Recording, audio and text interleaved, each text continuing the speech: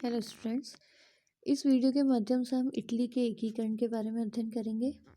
एकीकरण के पूर्व इटली एक भौगोलिक अभिव्यक्ति मात्र था। वह अनेक छोटे छोटे राज्यों में विभाजित था।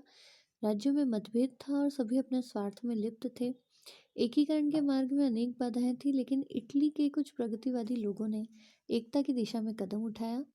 इटली के एकीकरण में आर्थिक तत्वों की भूमिका महत्वपूर्ण थी।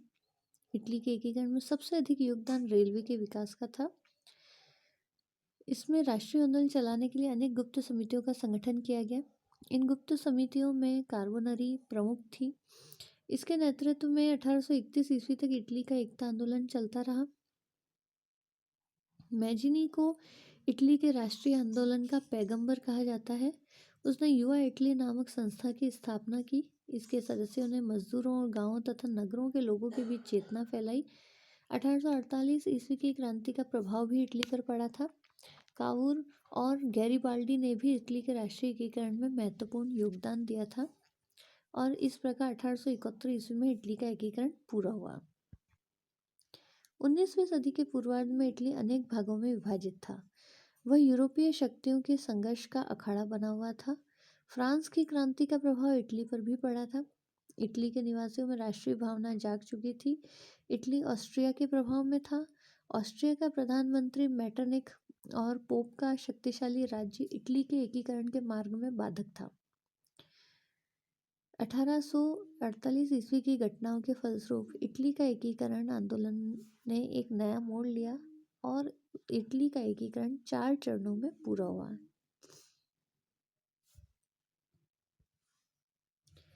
इटली के एकीकरण का प्रथम चरण 1848 ईस्वी के बाद पिडमांट और सार्डिनिया का राज्य इटली के एकीकरण आंदोलन से संबंधित गतिविधियों का केंद्र बन गया।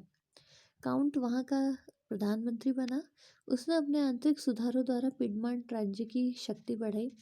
उसने क्रीमिया के युद्ध में मित्र राष्ट्रों की सहायता की और पिडमांट सार्डिनिया के राज्य को बड़े राज्यों की पंक्ति में ला खड़ा किया। मित्र राष्ट्रों ने काबूल को एकीकरण आंदोलन में मदद देने का आश्वासन दिया। काबूल और नेपोलियन तृतीय के बीच प्लाम्बियर्स की संधि हुई। काबूल ने ऑस्ट्रिया के विरुद्ध युद्ध की घोषणा कर दी। ऑस्ट्रिया युद्ध में पराजित हुआ और लोम्बार्डी को पिडमाउंट सार्डिनिया राज्य में मिला लिया गया। इटली के एकीकरण का दूसरा चरण जिस समय ऑस्ट्रिया के विरुद्ध पिडमांट सार्डिनिया सेना लड़ रही थी, उस समय मध्य इटली की जनता ने विद्रोह कर दिया। पार्मा, मोडेना और टस्कनी के शासकों को देश छोड़कर भागना पड़ा। इन राज्यों को जनमत संग्रह द्वारा सार्डिनिया में मिला लिया गया।